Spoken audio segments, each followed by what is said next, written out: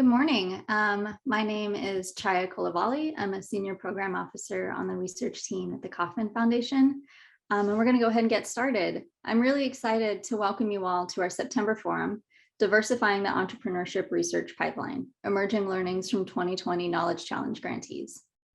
Across academia, there's a growing understanding that inclusion matters. It can impact the knowledge we produce, the ways we interact with communities and we conduct research, and the findings and solutions we propose.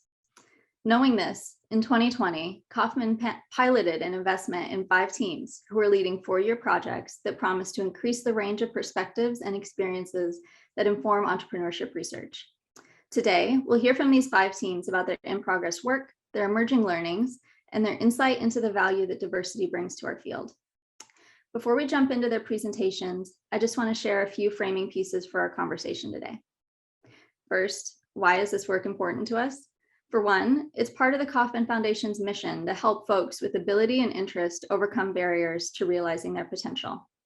But also, we know that our identities, experiences, and perspectives as researchers can deeply impact the questions we pursue, the theories we draw on, and the framing of problems and solutions.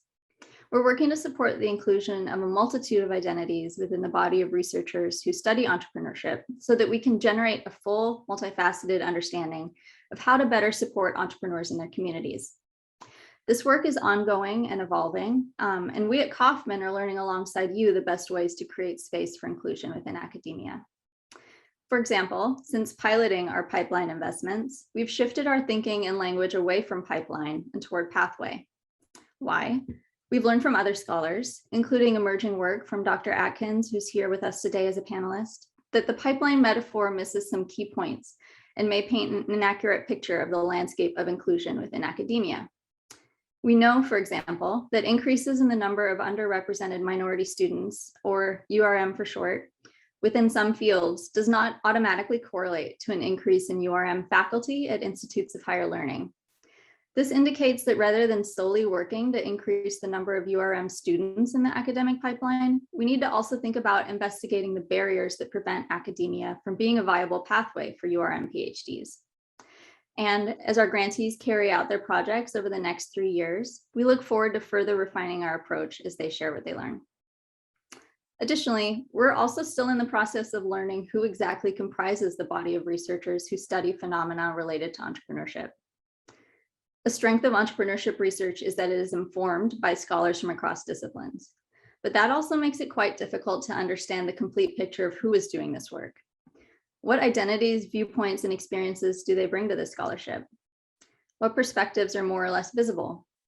We know that similar stock taking has been really impactful within other fields. As a result of the American Economic Association Climate Survey, for example, scholars developed renewed interest, research, and funding to support systemic shifts within the field.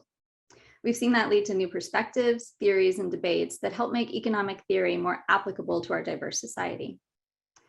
So before we start our own panel today, I would like to highlight our related initiative, our own climate survey of entrepreneurship scholars. NORC at the University of Chicago developed this survey for us alongside an advisory board of entrepreneurship researchers. We'd love it if you took the time to take this survey and to share it within your networks. At the Kauffman Foundation, we pride ourselves on first listening to our communities before acting. This survey is a first step in the process of collaborating and working alongside all of you to make sure our field is inclusive and vibrant. And I believe we just dropped a link to that survey for you in the chat box if you'd like to access that. So with that, I'd like to turn to our panelists and the first segment of our forum today, where they will share in-progress updates from their work over the last year. After this segment, we will turn to a roundtable conversation, and we would love it if you could drop any questions you have in the question box, and we can have our panelists address them at that time. We have a great group of scholars here today representing our 5 project teams. I'll take a moment to introduce them, and then we'll pass it over to the presentations. We have Dr. Rachel Marie Brooks Atkins, the Provost Postdoctoral Faculty Fellow at New York University. Ms. Melissa Brown Sims, who's speaking on behalf of #BlackTechFutures Research Institute. Dr. Henry McKoy, Director of Entrepreneurship, North Carolina Central University School of Business. Dr. Anil Nair, Professor and Chair, Department of Management, Strome College of Business, Old Dominion University. and Dr. R. Shane Snipes, Assistant Professor at the Borough of Manhattan Community College. And I believe Rachel, Dr. Atkins is up first, so I can pass it off to you if you're ready. So yes, thank you everyone for having us. So the project that we're embarking on, myself along with Charlton McKoy, who is the Vice Provost of Faculty Engagement and Development here, and who oversees the Provost's postdoctoral fellowship that I'm a part of. He is the PI on this project. Along with myself, we have started this initiative, the workshop on racial equity and technology entrepreneurship. I obviously got to know Charlton through this postdoctoral fellowship and his work on Blacks in Tech. He has a great book out called Black Software. And I was chatting with him about things related to the postdoc, but would often find myself engaging with him on this topic of underrepresented racial and ethnic groups in technology generally, but specifically in tech entrepreneurship, which has been an interest of mine. And one of the reasons I often would like to chat with him, my slides are not advanced, oh, there we go, is because I had this sort of underlying sense that I was missing a whole bunch of literature on this. I would often look for more literature just as a starting point for my own work and trying to sort of develop and test various theories and hypotheses around why we don't see more underrepresented racial and ethnic minority groups in tech entrepreneurship. And just through our conversations, I was, oh, you're controlling them. Okay, thank you. Yes, so I was assured that I wasn't missing a whole body of literature. It just isn't there. It's a very small body of literature. And it made it much more difficult for myself as a doctoral student before getting this wonderful fellowship opportunity to really gain traction in studying this topic. And then the other reason I sort of sought out Charlton is because as a Black woman scholar, I was realizing when I looked at my list of citations for papers I was writing that I was benefiting greatly from the folks who had done work on minority entrepreneurship throughout the time that I was studying this topic, but most of the people that I was citing were not people of color. They weren't people who looked like me. And I was just wondering if we were missing things by not having that perspective in the literature on minority entrepreneurship generally, but more specifically on this topic of technology entrepreneurship. You can advance the next slide. And so ultimately, we together decided to pursue this Kauffman Knowledge Challenge grant with the goal of supporting the community of scholars of color who are studying issues of racial equity and technology entrepreneurship, and to expand the body of research on this topic. You can advance the slide. And so our main strategic initiative has sort of three main goals. Essentially, we wanted to start an annual research workshop on racial equity and technology entrepreneurship that would allow scholars who are doing work in this area to present their work and gain valuable feedback, but also to attract scholars who are doing work on adjacent topics related to race, related to technology and entrepreneurship, and hope to generate some synthesis among scholars on adjacent topics to engage in these questions around technology and entrepreneurship. Specifically, we were looking to attract junior scholars and scholars of color and target not only opportunities to present research and to learn, but also to provide resources. Many scholars of color are faced with resource constraints, whether it's funding for conferences or seed funding for survey research or whatever they might need resources for. So we wanted to be able to provide some seed funding in addition to access to networks of other folks doing work on this and opportunities to get feedback. And then finally, because one of the barriers to really getting a foothold on doing this work is that there's not a lot of literature existing on the topic, we wanted to present some just foundational lay of the land descriptive work to understand what the nature of the problem we're facing in trying to increase racial equity in technology entrepreneurship. You can go to the next slide. So we've done some preliminary analysis, just looking at data from the American Community Survey. So this chart shows data from 2014 through 2019. And you can see by racial and ethnic categories in the survey, comparisons between rates of self-employment across all industries and occupations in blue, rates of self-employment within technology industries in red, and then self-employment rates within technology occupations in that orange color. And so just visually, you can see that there are these disparities, both among various racial groups when we compare them to one another across these categories, but also within. You'll notice, technology entrepreneurship rates are lower than self-employment in general. But you can go to the final slide. But specifically, we found some interesting comparisons. For example, Black, Hispanic, and Asian tech entrepreneurs are underrepresented relative to their share of tech employment. So this isn't just about tech versus non-tech. This really is a phenomenon that has to do with entrepreneurship specifically.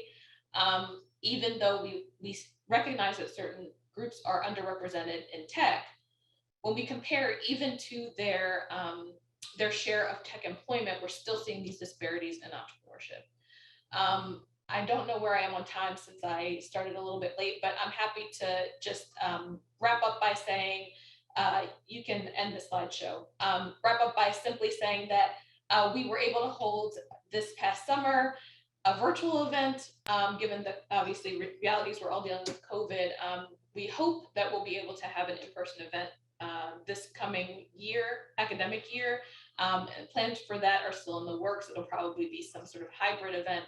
But just being able to convene several scholars virtually back in the beginning of the summer, we were able to get feedback on some of the work that folks had in progress, and also just begin to form this community, because that's the biggest part of what we want to do, is form a community of scholars who are interested in this question about why we see disparities in tech entrepreneurship and what we can do to reduce the disparity. So I look forward to answering any questions that you have about our project, and I'll turn it over to the next speaker.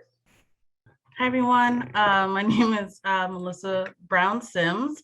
And again, I want to thank Chaya and the Ewing Marion Kauffman Foundation for offering the grant, for selecting Black Tech Futures as a grant recipient, and for giving us this opportunity to sit on the panel.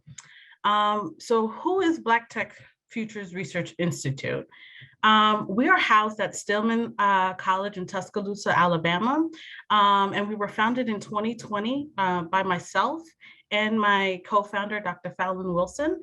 We are a nonprofit organization that is focused on building a national network of city-based researchers and Black tech ecosystem builders, or BTE builders, and I'll define what those are, who those individuals are, who will research what it takes to build sustainable local Black tech ecosystems.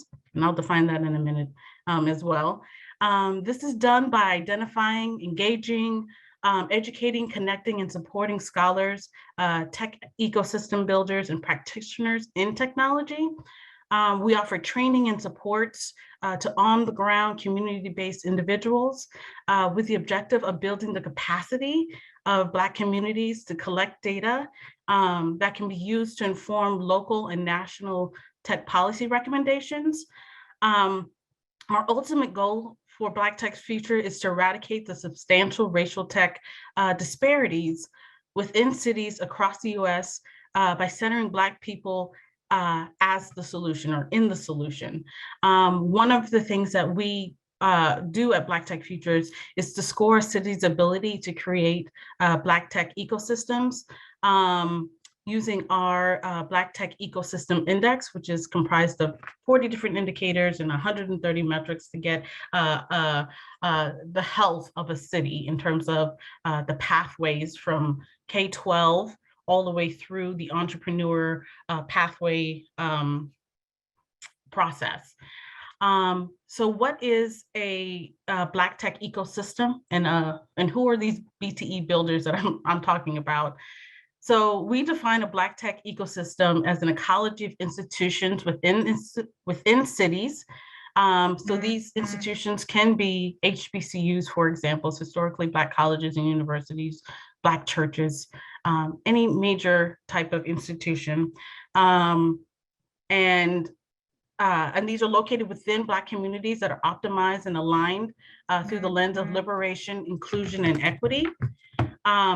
BTE builders are those individuals who may support the tech pipeline work, support STEM and computer science. They may support Black tech companies, and they work with their city leaders to create innovation communities within these Black neighborhoods to view their work, impact, and themselves.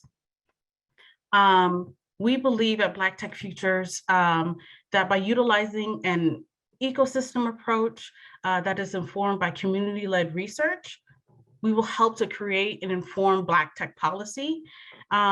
What this means is that we believe that you can't have a thriving Black tech startup ecosystem without examining the gaps and the opportunities in the entire Black tech ecosystem, so that K-12 through the entrepreneur pipeline. You can't understand the ecosystem unless you're part of building it.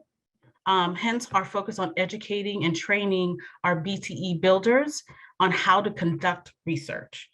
That knowledge lies with those on the ground that are building and strengthening their local Black tech ecosystems, not solely at the college and university level, although the institutions, the higher ed plays a key part. And I'll talk a little bit later about what that looks like for us and how we're engaging HBCUs in particular.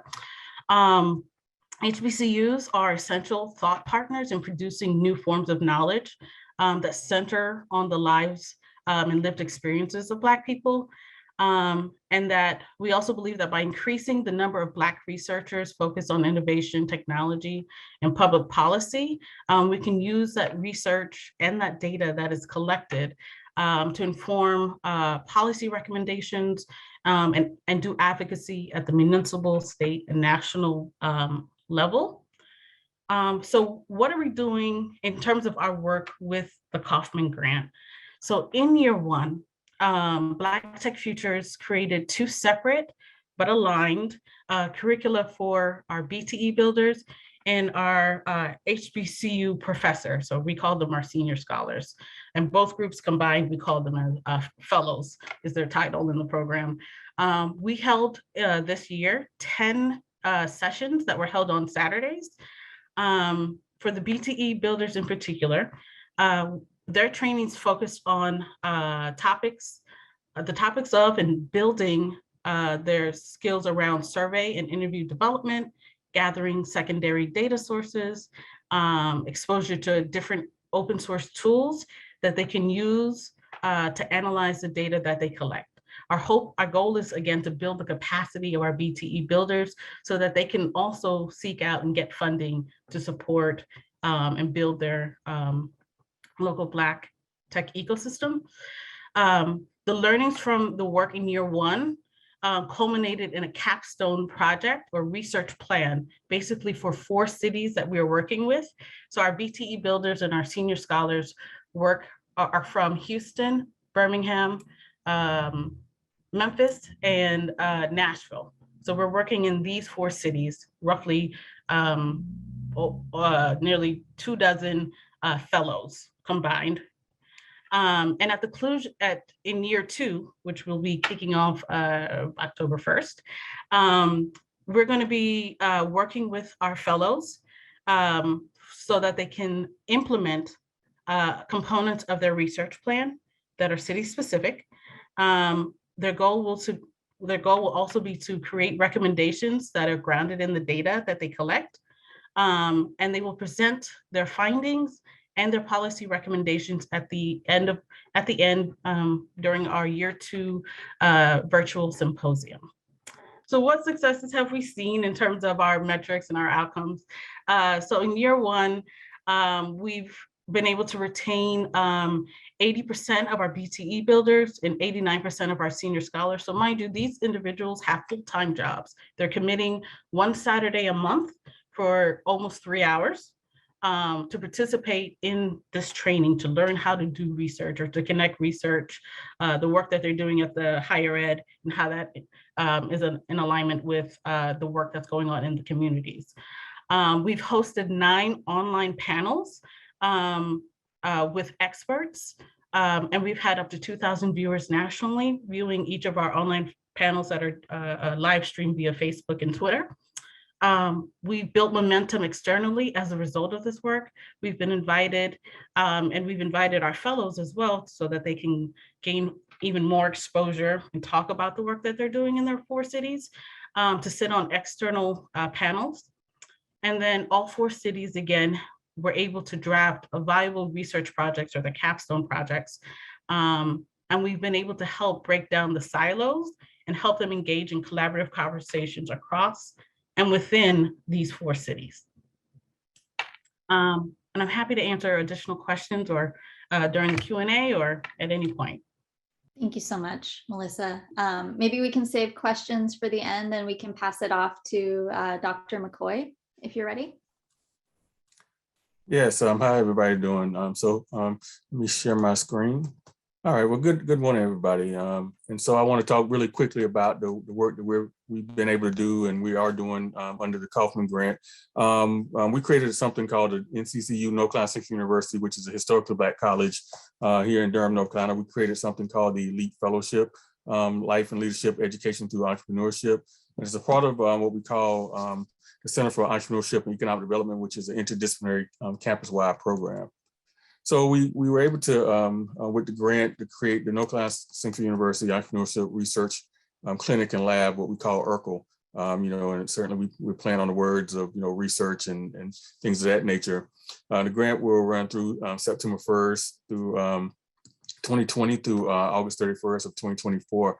And the overarching idea with this fellowship is to produce over the next 4 years 100 undergraduate fellows from across the NCCU campus who are focused on entrepreneurship research and to provide support for underrepresented students, faculty at NCCU to study this racial equity in entrepreneurship. Many of the students that are at the university come from low wealth backgrounds, and so we think it's a great opportunity to diversify that work. This slide is a little fuzzy, but the Center for Entrepreneurship and Economic Development sits essentially in the center of campus, and we pull together all the different units across campus. That includes everybody from the School of Business, which I sit, the School of Law. We have something called a fabrication lab, Fab Lab, that's with MIT, College of Arts and Sciences, and others. And so this center sits in the middle of that. So we actually pull students from all across disciplines. So it's interdisciplinary. We also pull faculty from interdisciplinary, and we talk about how entrepreneurship research ties into that work. We as part of this work thus far, we've been really working on branding this so we can build a community within this group. And so, we came up with a funky little logo and, talked about, the swag that they could wear, and that kind of got the students excited as they, again, create their own space across campus around this work. So this partnership is actually, with the grant, the ERCL program was actually able to partner with the University Honors Program. The University Honors Program is run by a colleague of mine, Dr. Karen Keaton Jackson. And so what we decided to do was to look at how do we pull together this great clinic and lab that is set to essentially work with communities, work with entrepreneurs, and apply this research in the public, private, and philanthropic sector. How do we integrate that into the University Honors Program? So we partnered together to really pull students from across the campus that are currently a part of the Honors Program to really introduce them starting in their freshman year to this idea of creating more equitable communities and societies, which is something that we find our students are really passionate about, is how do they create a better world? And so we simply framed that with the idea that we aspire to prepare world changes one community and entrepreneur at a time, and that the elite program is set up to really inspire and train the current and future generations of talented young scholars to leverage their unique talents, passions, and innate entrepreneurial mindsets to create the more equitable world that they desire. And again, so many of them come to the university already with this desire that they want to use their talents for the greater good. And so we integrate that with entrepreneurship research to show how they can do it. This slide simply shows that innovation, research, and entrepreneurship, point number 2, is actually one of the things that we have tied into our overall university strategic plan. So this fits very well into this idea of, student access to success, collaboration, partnerships, and institution sustainability. So number 2, as far as the university strategic plan, is really where we see ourselves really contributing to this work. And so it's been something that has been embraced across the entire university. And so we really see this as a campus-wide initiative. The way it looks, when we set up kind of this diagram, we've been able to take the Kauffman funding. We're doing branding, marketing, recruiting. We're using creating stipends, workshops, and internships for the students. That work flows through the Center for Entrepreneurship and Economic Development. Me and Dr. Jackson are the co-PIs in this particular work. The Elite Fellowship then feeds out into real world impact and something that we call Eagle Promise. NCCU is the NCC Eagles. We call it Eagle Promise in the community. And so the idea is to really show the young people and the students that come through this program, as well as we have faculty members as well, who we support to integrate entrepreneurship research into their work. We show them how does this work end up applying to local, national, and global communities, which again, that they really care about. And so we're very excited about this. We've actually integrated this into curriculum. And so not only do we have a fellowship, but we were able to do it in a way that ties into the current honors program. So students who are seeking their honors diploma, they're able to actually do it through the route of entrepreneurship research through this Kauffman Fellowship. And so I teach 2 classes, both honors courses, one race, gender, and entrepreneurship, which is a research-based class. Another one, which is a capstone class, New Venture Management Consulting Capstone. So that particular capstone is where the students get to really engage deeply with real world clients, local governments, public sector organizations, entrepreneurs, and things of that nature to apply that research that they've been gaining throughout the 4 years of this fellowship. We also offer we offer 6 sessions a year, 3 in the fall and 3 in the spring around, professional development. So that helps them to think about, well, where would I take this? Do I go to grad school? Do I go to into the public sector? Do I go into some other area? So we do 6 of those a year, which ties into the 8 that they need to do as part of the honors program. We also have at NCCU something around service learning. Every student that comes through North Carolina Central University, in order to graduate, has to do 120 hours of service learning. So that equates to about 15 hours a semester. And so by working in our entrepreneurial research and clinic and lab, those students are actually able to get credit for those service learning hours through working with us. And so that's been a win-win situation as well for the students and for the clinic. As the students move up through this program, through the 4 years of the fellowship, the upperclassmen become mentors for the underclassmen. And so it really works as building this overall community. They would then do a capstone thesis, and we're working on a student peer review journal. We're working on a database that the funding is also helping us with to give the students and faculty access to data that they can actually use to write papers and do research.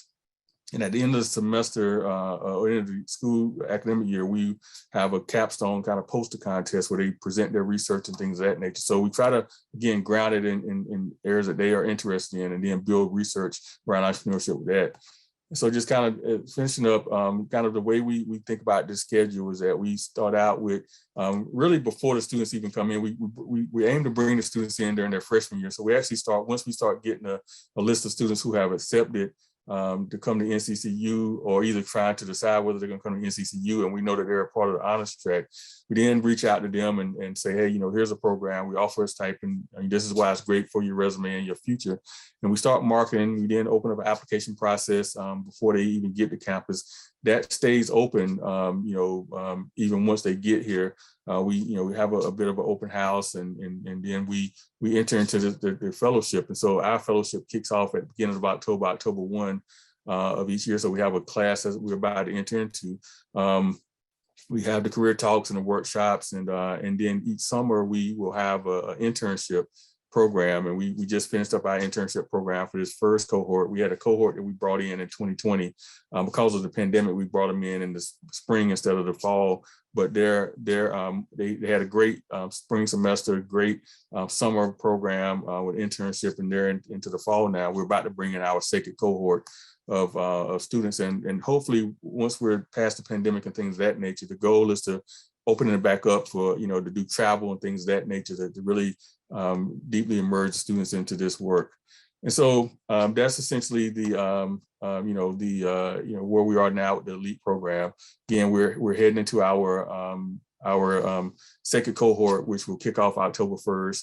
We've given them a lot of exposure to great programming and great things of that nature. And we're learning from them as well as to what really resonates with them. And this first class we had last semester, we told them that they were the kind of the stakeholders that will really kick this off in a wonderful way. And so anyway, thank you very much. I look forward to asking questions in the Q&A.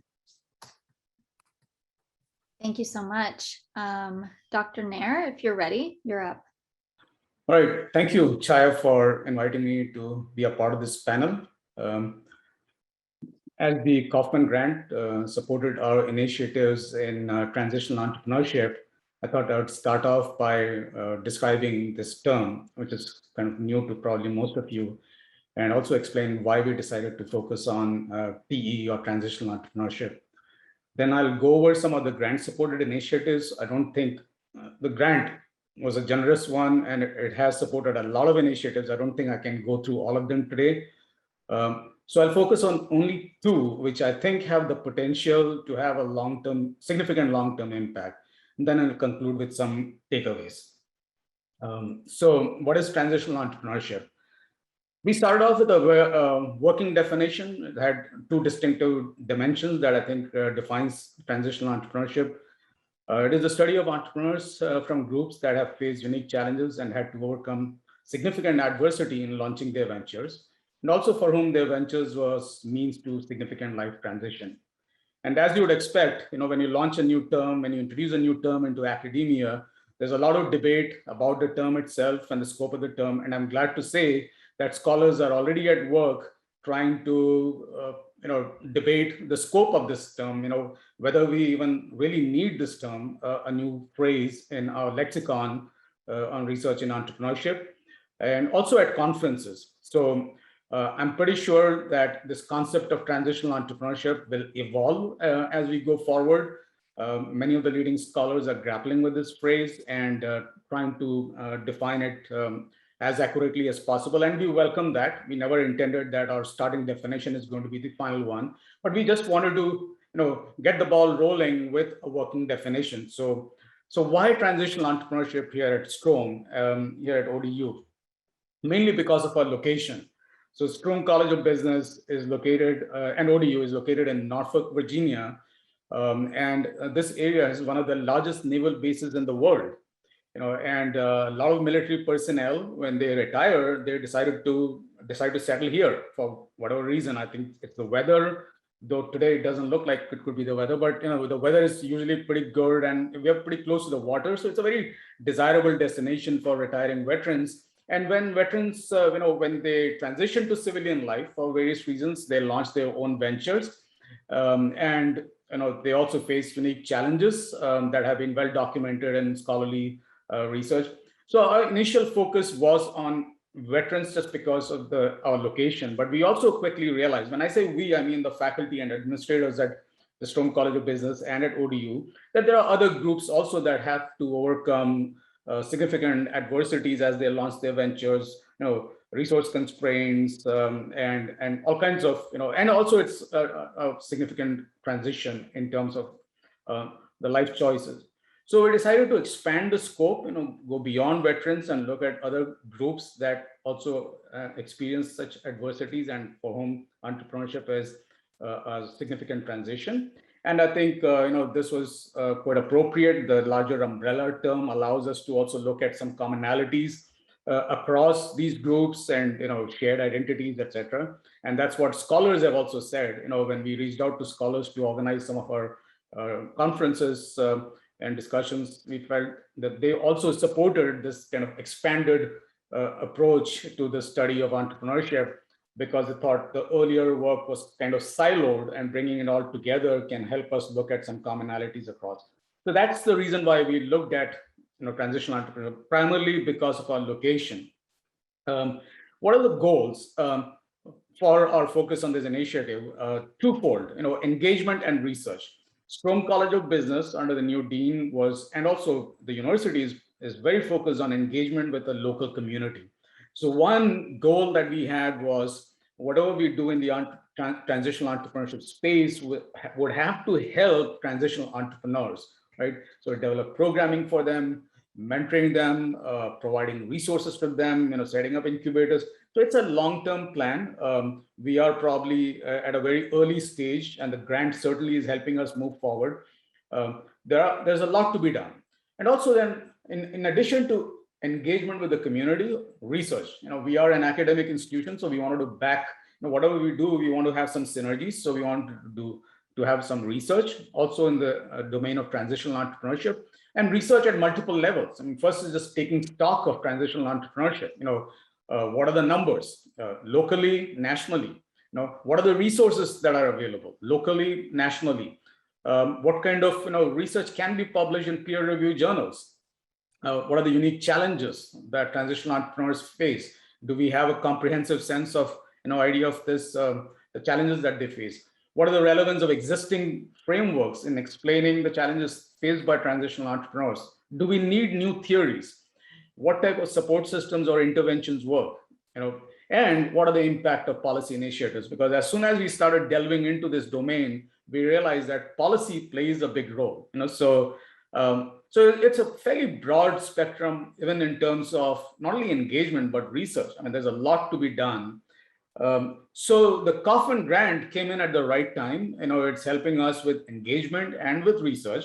Engagement in terms of workshops for entrepreneurs from transitional groups, but also workshops for middle school girls, actually middle school students are expanded now, middle school students, high school students, college students from transitional communities, and also research. So the funding allowed us to focus on engagement and research. Research in terms of organizing a series of colloquiums or colloquia focused on transitional entrepreneurship, and also some sub-grants to support transitional entrepreneurship research.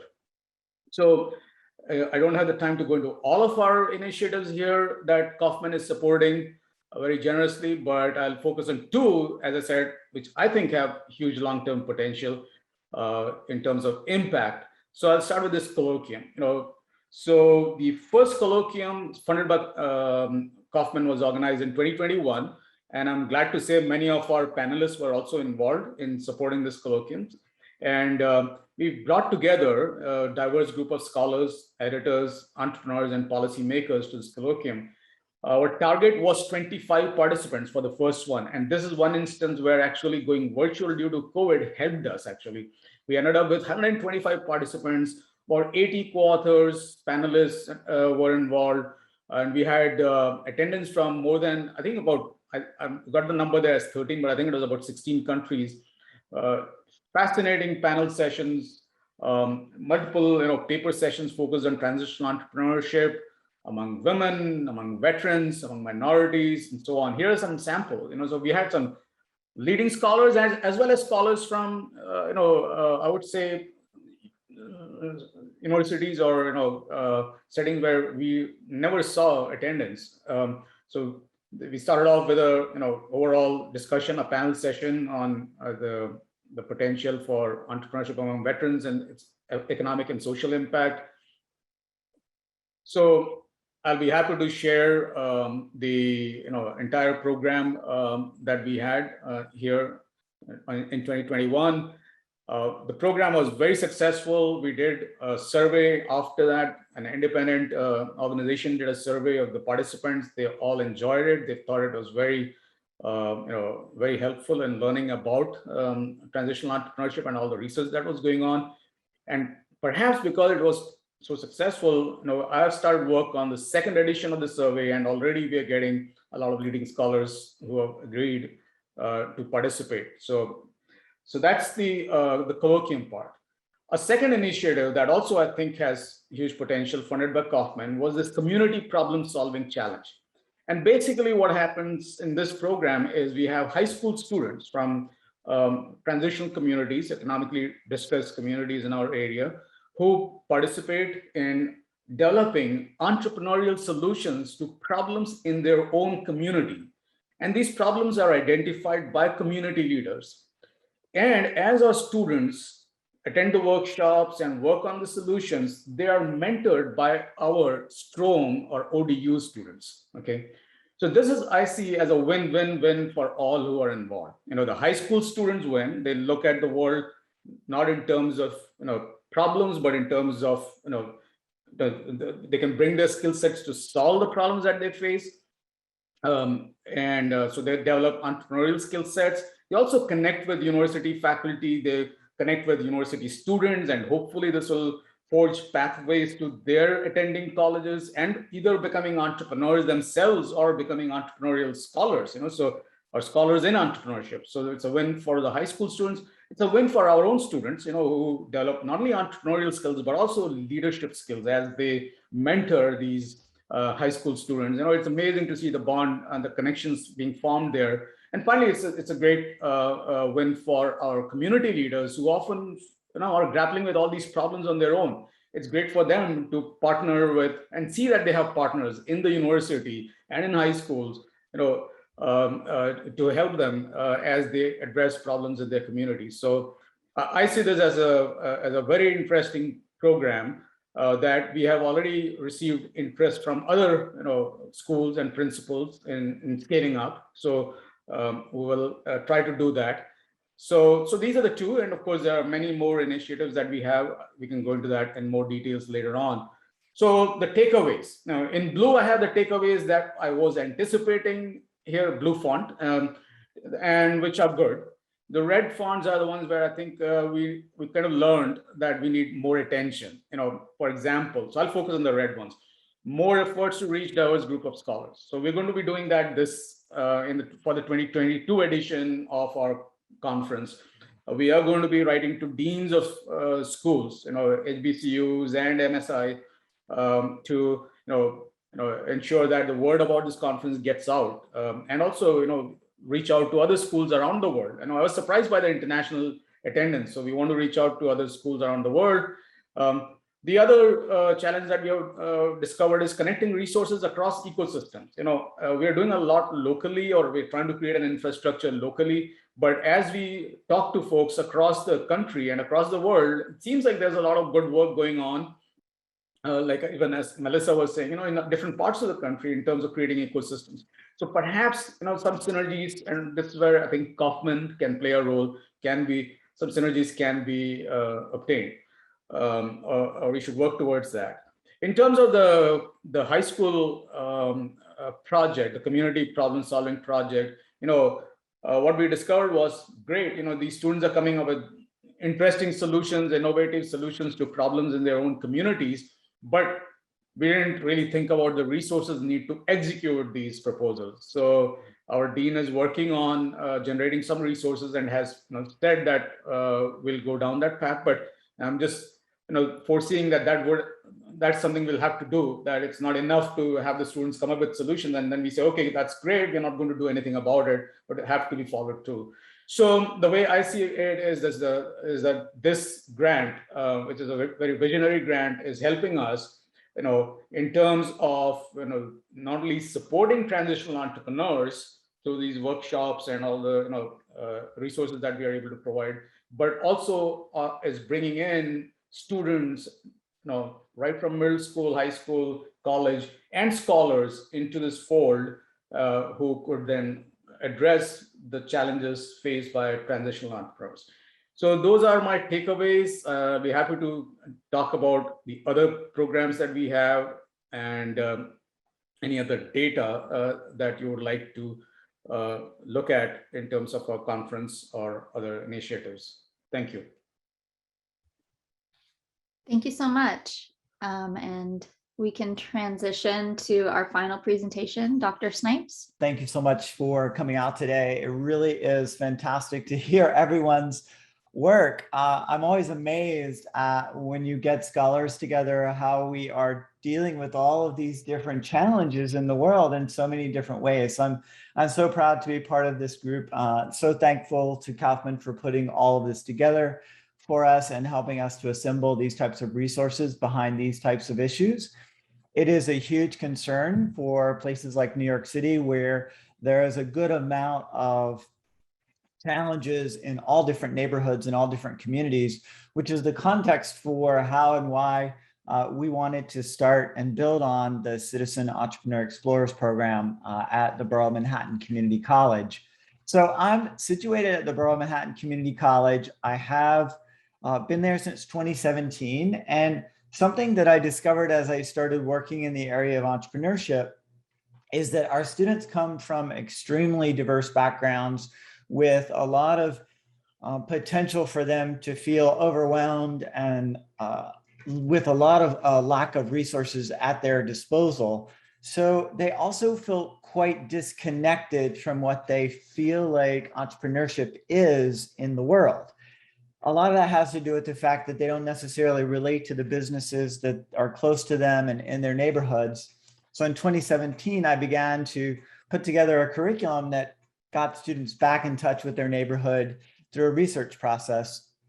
And by formalizing that research process, it's really started to see how students are finding their neighborhoods are full of so many pieces of information and friends and colleagues and opportunities for investors that they didn't really know about before.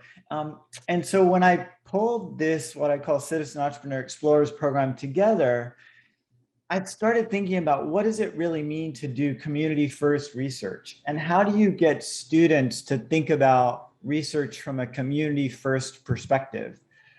We already had at BMCC something called the Small Business Entrepreneurship degree, which is the SBE Circle. We also have now something called the Blackstone Launchpad, which is a space and place for them to build their businesses. And then the Citizen Entrepreneur Explorers program added this really helpful, really important perspective on getting students to understand the importance of research as a career path, but also research as a tool that they can use in all kinds of other areas of their life.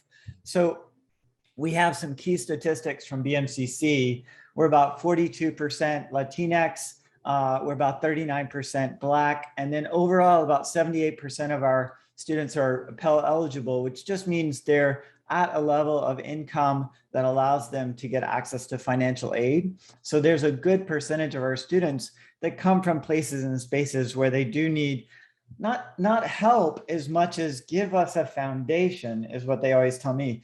Professor, give me a foundation from which I can build on. And that's what I feel like the SEEP program can allow the students to do. So through the grant that Kauffman has provided us and the Citizen Entrepreneur Explorers program expansion, the idea is that it teaches students solid research skills, and they can use these skills in various aspects of their life.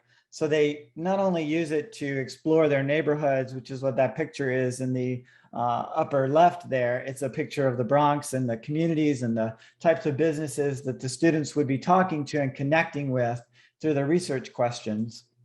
And then it connects the students to their neighborhoods in a way that they didn't really get before. Some of these students have grown up in these neighborhoods. I'd say at least half of our students grow up in the neighborhoods that they're currently living in. The other half have moved into that neighborhood, or first generation have recently moved to New York City. So those types of connections are things that they can build on, either from a new perspective of something that they've had, that they've sort of lived with their whole life, or kind of digging in deeper and becoming more connected to new spaces and places that they're living in. I like that the students told me over and over again, how does this relate to the world? They kept asking me, what does this mean? What kind of results are we actually going to get from this? And so what we did as part of the program is we designed it so that the students do their research, but then deliver it back to the community through community organizations, through churches, through all these different groups of people who live and do things in these neighborhoods, but they don't necessarily have access to the information that the students are finding out. They're uncovering, they're discovering original research. And by creating original research, they discover the research process. What we also did is we kind of wove it into the overall structure. We were about 25,000 post-pandemic. We're now about 22,000 students. We're still the largest CUNY college inside the system there. And a lot of our college students continue on to other colleges with these types of research skills. So we have a practical component, which gives them things like QuickBooks. We have the exploration component, which gives them the Citizen Entrepreneur Explorers program. And then we have the Blackstone Launchpad, which gives them the ability to build. So that pink circle is really the thing that when I started doing research on entrepreneurial self-efficacy, I actually discovered that the most relevant, most impactful type of activity that the students were taking part in were extracurricular. That moved the needle of their own self-efficacy more than anything that they were doing in the classroom, relatively speaking. So that meant if we can double down on these outside activities that connect them to the real world, it actually helps with their ability to see their potential of themselves from a self-efficacy perspective. That's one of the things that we're measuring through this program. We're looking at the entrepreneurial self-efficacy for students who participate in these types of programs, taking similar classes where SEEP is a curriculum component versus courses where there is no SEEP as a curriculum component. So we're seeing the difference between that. Right now, we're seeing anywhere between a 20 and 35% difference in self-efficacy outcomes between those different courses. The relevance to community leaders is something that we're measuring because we give surveys back out to the groups where the students presented their information.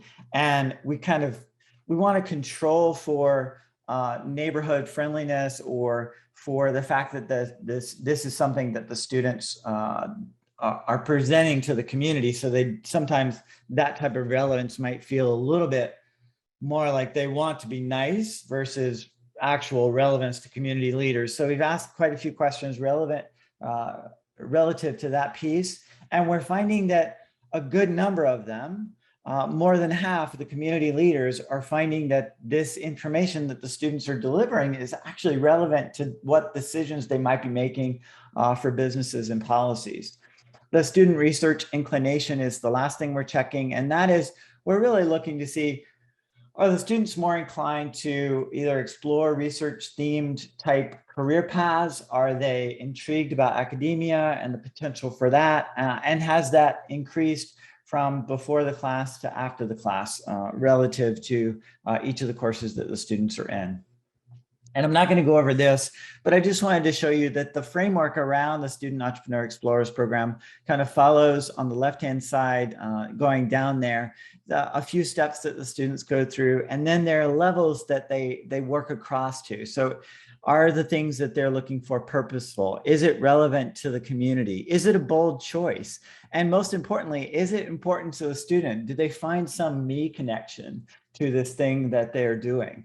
And those questions then help them at each stage of the SEEP program to kind of dig deeper and dive into those places. I wanted to say thank you. I know I'm right up on my 8-minute mark. So I wanted to say thank you guys so much for this opportunity to share with you and to give you some more information about what Citizen Entrepreneur Explorers program is. And I look forward to answering your questions about it and hearing how some of the things that we're doing together when we're doing a panel discussion might corroborate. So looking forward to that. Thank you so much, Shane. And thank you all of you for your presentations. If we can transition now to our roundtable Q&A, all of the panelists, maybe we can turn our cameras on and enter into discussion. And for our guests, if you have questions, please drop those in the Q&A box and we will bring those up as we see them. I'll throw out a few questions to start though. For one, thank you all for your presentations. I feel really jazzed listening to the work that you do because it's so important. And I think a through line through all of your work is you're highlighting that those closest to the problems have a unique and important view of the solution, and that isn't often heard within the work that we do. And I'm wondering if we can just spend a little bit more time talking about that and talking about your thoughts about that idea and why folks who are involved in communities, folks who have diverse backgrounds, should be more involved within the research that we pursue. And I'll just throw that out to all of us to think about. I know just from my standpoint, certainly someone's lived experience grounds them in how their perspective on a particular problem. I think, when you're talking about research and you're talking about, really trying to do things that are applied or even things that are foundational, having a particular perspective that helps you to understand, some of the issues I think are critical. And I just say this, like, for example, with my students, a lot of times I really spend a lot of time in courses talking about the difference between symptoms and causes, right? And kind of how that ties into a problem. And I think when you're really close to the situation, you have a very different perspective on what are those fundamental causes versus the symptoms. And so that's why I think bringing more perspectives to the table is important. I'll chime in. So I guess piggybacking after Dr. McKoy, I'd say that it's important. I would say inclusion is important because it ensures that, like, the voices, perspectives, the contributions of BIPOC, entrepreneurs, the researchers are valued and included at every turn because we bring our own unique solutions in the creation, the design, the impact of, like, technology that is being created, often from the lens of social justice or perhaps and equity as well, right? And some of the work that Black Tech Futures is doing on the, in addition to this Kauffman work, is partnering with the great folks at the University of Michigan, their public interest technology knowledge network that's being led by Dr. Raymore Hampshire and Jessica Takata and Dr.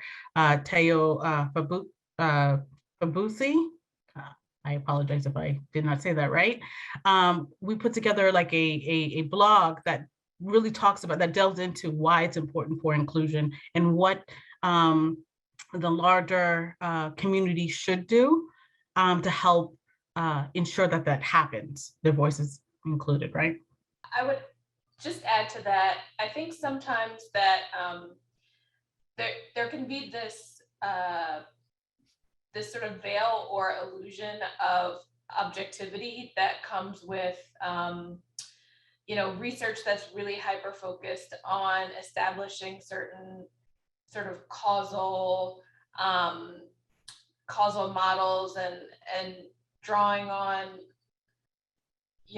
what or attempting to get at what's really causing, for example, racial disparities. And in that kind of framing, I think there's a tendency to think that coming to the table with a certain set of assumptions from the perspective of people who are sort of experiencing being excluded would somehow bias the research. And I think that's the reason why we're talking about inclusion so much now, because those voices often are not excluded, and I think, not included. And I think that one of the things that we have to remember is that there are certain sets of biases and assumptions that are always present. And if the people who have been asking questions all along are sort of deciding what constitutes bias, I think sometimes there are blind spots to the biases that are already normative. And so just from even like an epistemologic perspective, I think having more scholars of color at the table can help us to understand the biases that are already in existence, even though we sort of are doing research under this almost assumption that we're doing everything to eliminate bias by our methods, not realizing that our assumptions also have certain sets of biases that are built in. I think that's such a powerful point. Rachel, thank you for raising that. Yeah, we all bring bias to our work, and some of that bias is more normative than others. And I think, forgive me if I'm interrupting you, Shane or Anil, if you wanted to jump in, but this makes me think, I'd love to hear some of the research that folks involved in your projects have proposed. For those of you who are offering fellowships or working with community leaders or working with undergraduate students, what sort of questions are they asking of other communities? What sort of lenses are they bringing to entrepreneurship research? I know the students that I work with, we're a two-year college, so that means freshmen and sophomores. Most of the students who are working in the SEEP program are sophomores, so they have some foundational knowledge of things. What they bring to the questions around entrepreneurship is usually structural, right? They usually think about the structural components of entrepreneurship because that's what they can see and feel. But I'm finding now that we have this little group of about 40 or so pieces of research that the students have completed that are being logged and like cataloged and organized, and students are starting to see that ahead of time. What's going on with that piece of it is they're feeding off of the current storehouse of undergraduate style research around entrepreneurship. They're also doing a little bit of look into scholarship, but I'm finding it, I think they feel very intimidated by the prospect of trying to dig into the structural pieces of entrepreneurship research at a graduate level, which is what everyone sees. So there is a distinction between graduate and undergraduate level work and how they're viewing their research. They're very intimidated by the prospect of like trying to come up with their own measure, for example. But if you can make all of that stuff approachable for them and make it very straightforward, then the students become more excited about what research is and can get a good foothold in it. So that's my perspective.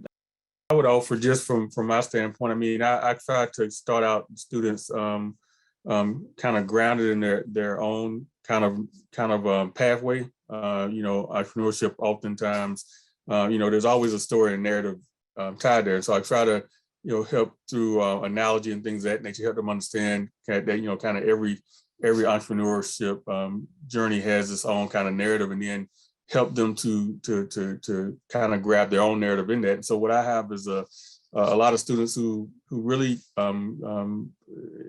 as Shane said, really kind of grapple with this idea of the structural issues, right? Why are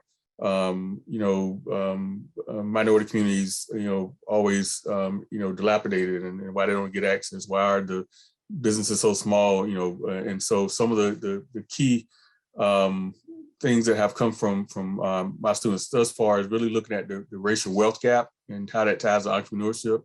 So looking at things such as, looking at the just the vast gap between, say, of Jeff Bezos and Robert Smith, Robert Smith is the wealthiest African American in the United States, and Coach Bezos. And so a lot of that is they're really going backwards and looking at kind of historically. And actually, one of the things that shows up a lot these days with my students is looking at the results of things like Tulsa, the race massacre in Tulsa, and some of those situations like that, where they see actual, harm that came to an economic ecosystem, and using that as a foundation to understand kind of how did we get here. So.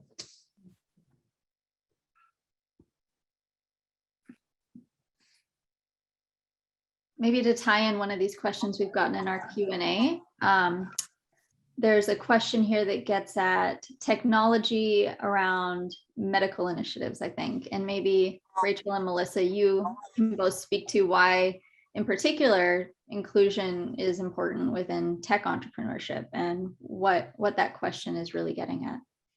If you can speak to some of that. I also saw that question.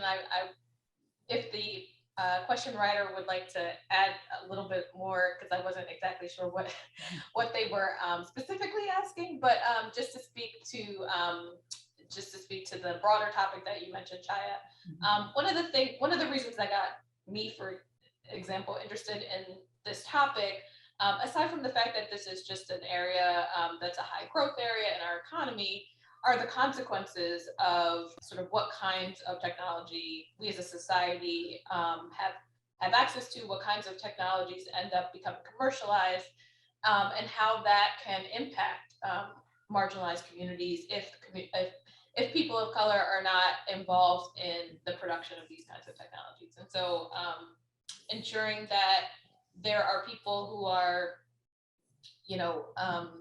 thinking about a technology's impact on all communities is one of the reasons I think that it's important to make sure that we have a tech entrepreneur ecosystem that reflects the broader country. So, for example, some of the high-profile things that have come out are just related to things like facial recognition technologies, or even certain kinds of, technologies that are touchless.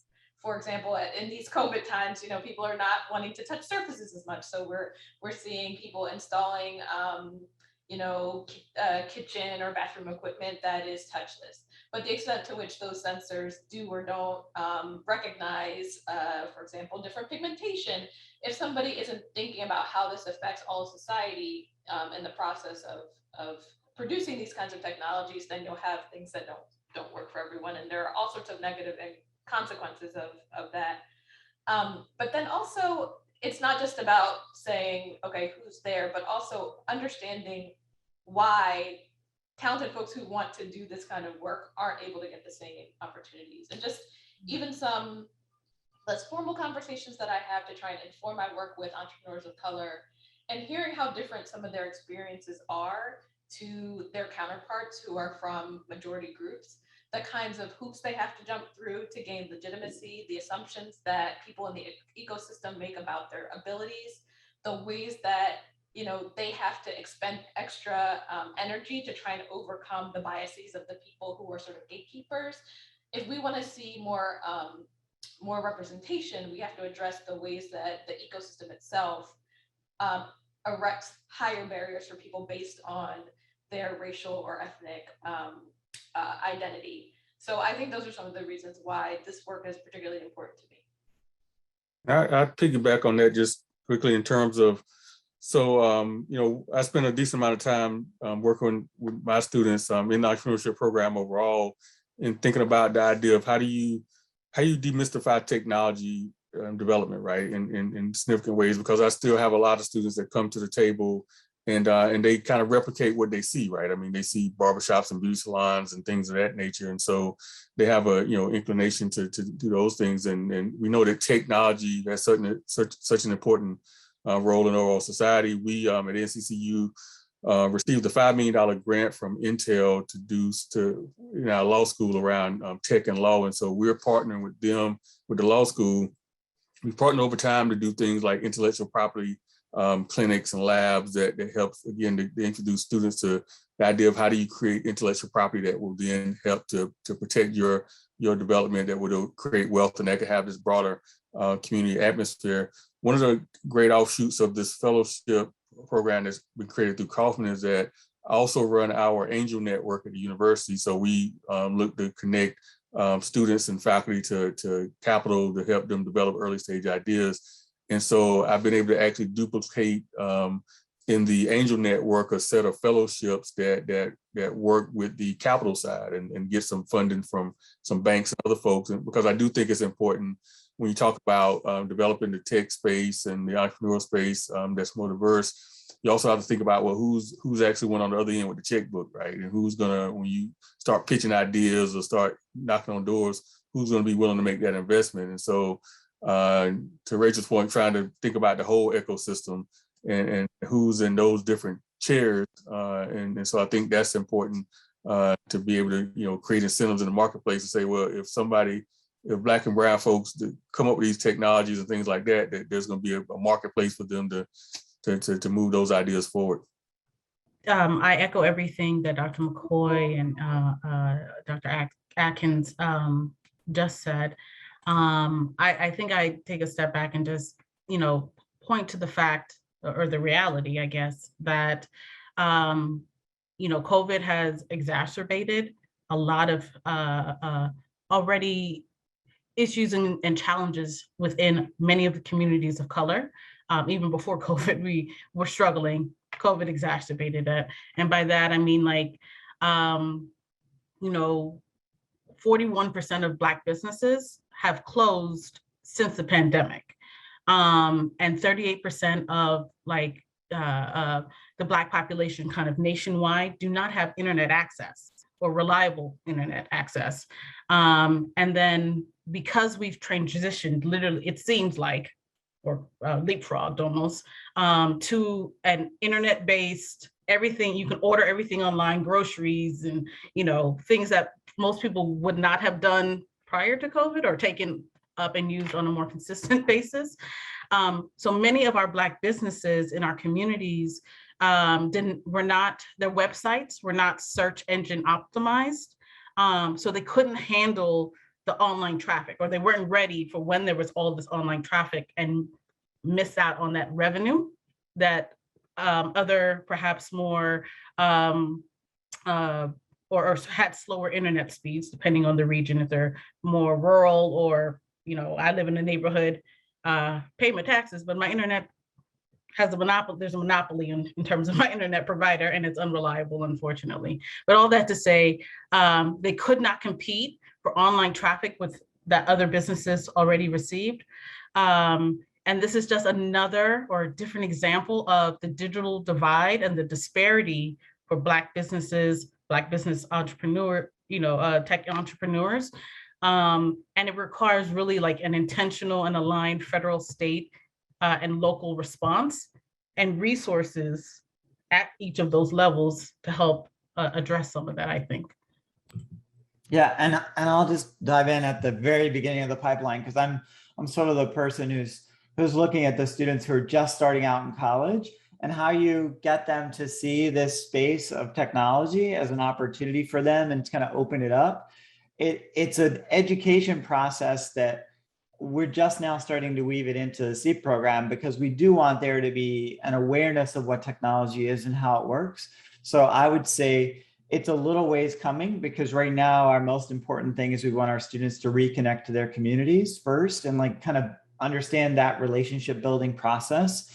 I think that's one of the main objectives of SEEP. And then secondarily is this tech issue. I come from tech, so that was where I've lived for so many years. So to understand tech at the level of me is something that I just kind of live and breathe it. And I'm really intrigued, and I'd be fascinated to know Dr. Brown-Sims and Dr. Atkins and Dr. Anil and Dr. McKoy, all of you guys, I'd love to know from your perspective, how do you build that foundational interest in knowledge and technology with these populations that feel so intimidated by it? My students are terrified. Yeah, they can come up with an app idea here or there, but that next step for them is extremely difficult to take, even with accelerators and incubators, it seems. I'll chime in on some of the work that Black Tech Futures is doing. So we are working with HBCUs. This includes Lemoyne-Owens College, Miles College, Tennessee State University, and Stillman, for example, a lot of them located in the South, where we are, we know that the HBCUs are basically training the next generation, many first generation Black college students who are majoring in typically what we would consider low earning but socially impactful careers. So they're majoring in the humanities and social sciences. They're not majoring oftentimes, or a good proportion of them are not majoring in the engineering, things that when people think of tech, you think programming, you think engineer, right? However, we're engaging in conversations with the presidents, the deans, the provosts, and faculty at these different institutions through our work with New America, to have them rethink and pivot resources and have them also modify the curriculum at their institutions, so that they're showing students who major in social science and the humanities how the work that they're doing aligns with and should inform and actually intersects with technology.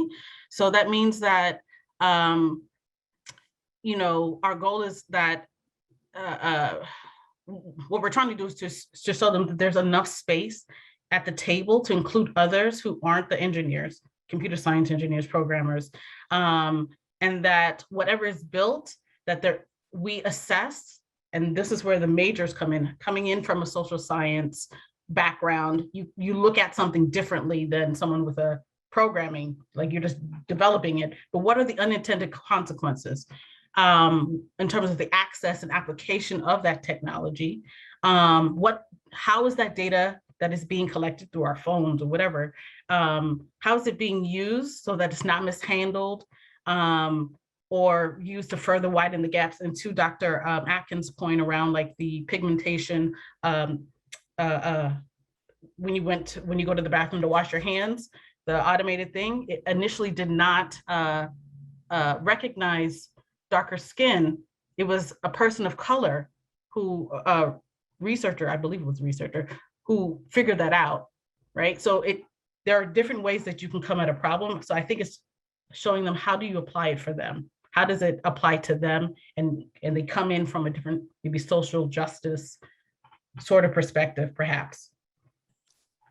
Yeah, I'd actually agree with that and piggyback. So two things. One is that I think on one level, again, it's demystifying even what technology is. And I don't mean that from just a basic elementary standpoint, but, I often, when I teach about entrepreneurship, I teach about, that the light bulb was it went through a pathway. It's really a digital version of the sun and things like that. It's really understanding that technology in real ways are just automating something that we do manually, right? And so it's laying that foundation to help try to demystify, because I had a lot of students who really did also felt intimidated by the idea of what technology is. So part of it is just explaining that, hey, technology is automation of something that we do manually.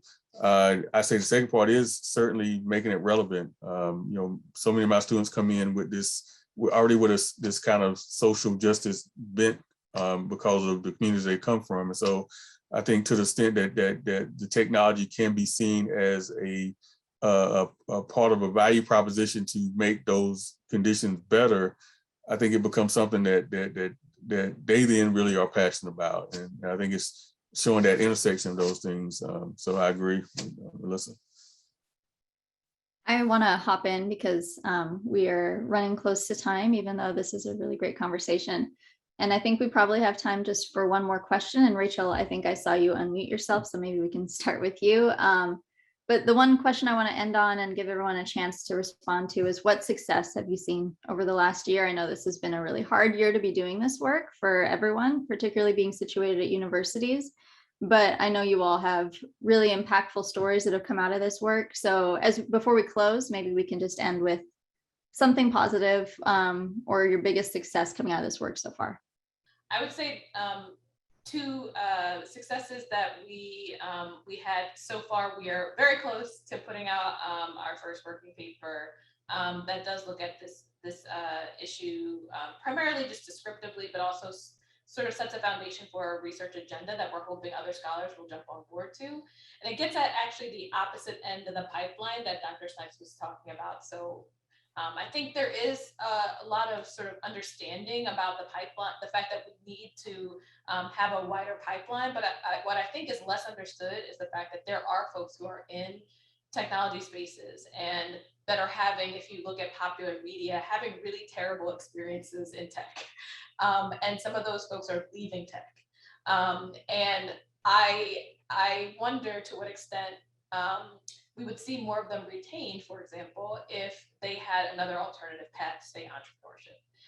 And so what we're trying to do is what we have done in this paper, which will be out and available soon, is to look at the ways that, or excuse me, not the ways, but just to really document the disparities that we observe by racial and ethnic category and people who are already in tech. So in theory, controlling for those pipeline issues, right? Controlling for interest, controlling for intimidation, controlling for education, because if you're already working and employed in tech industries and tech occupations, especially, you presumably have the necessary technical skills and education to be there. So controlling for all of those things, are we still seeing disparities in rates of entrepreneurship? The short answer is yes, and they're pretty large, and unexpectedly, not just for Black and Latin folks, but also among Asian entrepreneurs. Asians over-index in technology entrepreneurship, technology employment. But compared to that, their rates of entrepreneurship are much lower than you would expect given their shares of employment. And we need to understand what's actually standing in the way of folks who are engaged in technology industries and occupations from becoming entrepreneurs better. So hopefully this line of research, which we're very close to putting out, is going to stimulate some additional research questions for folks. So I'll leave it there since we're running short on time. Okay, I'll jump in there because Rachel was talking about research. For me, one of the big breakthroughs was when we were organizing the conference, we had the Meet the Editors session. And if you look at some of the top journals in entrepreneurship, you will find that research on entrepreneurship among the transitional communities, whether it is veterans, minorities, and so on, is very limited actually. And the research that gets published in top tier journals are the ones that get cited a lot and has a huge impact, and is what other scholars also follow in terms of their research agenda. So it was truly a breakthrough moment, I think, when we were able to get the editors in front of the scholars, because some of the interactions that happened there did cause the editors to write back to me and say, wow, I didn't understand, I didn't see the passion, I didn't see the kind of work that was going on, in these domains. And yes, so I think there is a little bit of, convergence that is happening, and that can, and I'm not saying that all research has to be published in top tier journals. I mean, there are a lot of other journals where we can publish, but that to me was a big success. And that is why even for the next conference, I'm expanding the number of editors I'm inviting, because I feel that conversation has to happen. They have to see the kind of work, because otherwise it's again the same kind of research that gets published, the ones that get cited, so broadening the kind of research that gets published, that I was happy to see that is possible with the kind of colloquiums that we organize. In terms of the actual practice of entrepreneurship, I think resource constraints are going to be a huge issue that we have to overcome, figuring out mechanisms to do that, whether it is market research, whether it is capital, whether it is talent. I mean, all of that, there needs to be some kind of fine-tuning of the ecosystem to enable transitional entrepreneurs to more easily access such resources. Like I think Melissa was talking about angels. I mean, this has got to happen, and we need to think. And that's why I was listening to all the panelists. It was a great learning experience for me. I hope to connect back with all of you and see how we can tap into some of the synergies that are possible among our work. Just quick, one of the great things that's coming out of this thus far, not only the students coming through, but also speaking of technology, one of the things that the funding is doing is allowing us to move from kind of a paper surveys kind of system that we had into something that is fully online, and we actually getting tech students from our business school to help with that project. So they're getting a chance to not only do the work as a capstone, but also to learn more about entrepreneurship, because they're the ones who are putting in the old data and working with me on that. So that's really been great. And I think for us, I would say some successes would be the fact that we've been able to help break down some of the silos and encourage conversations, thought partnership within the cities with our fellows, our Black tech ecosystem builders and our senior scholars, because there was a disconnect between what was happening with the professors at the higher ed and what was happening in the community. So having them as part of our joint sessions on Saturdays, some of our joint sessions on Saturdays, they were able to connect and hear what the other was doing.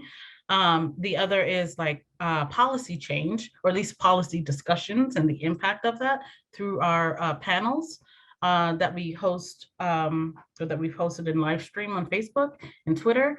Our hope for year 2, as I think I'd mentioned, is that we're going to launch a Black Tech Policy Week 2022 in early 2022. And then each city, we're going to have 4 quarterly panels where Houston, Memphis, Nashville, and Birmingham, those fellows from the cities will help highlight help co-develop a panel where we'll invite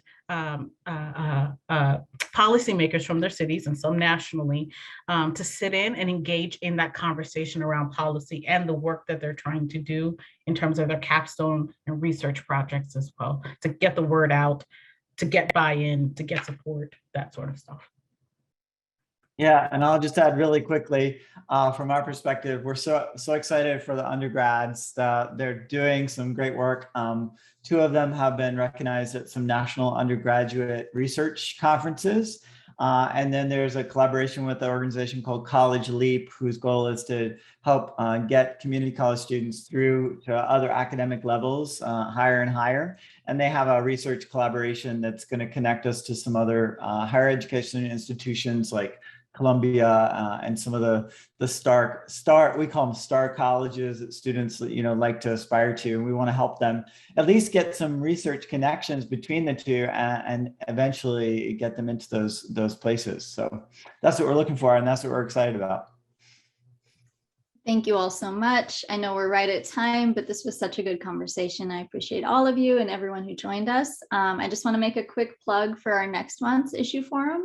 Entrepreneurship and Inclusive Prosperity, Spotlighting Rural America, and that'll be October 28th at 10 a.m. Central, and you can register for that by clicking in the chat box. So we hope we see you there, and thank you so much for joining today.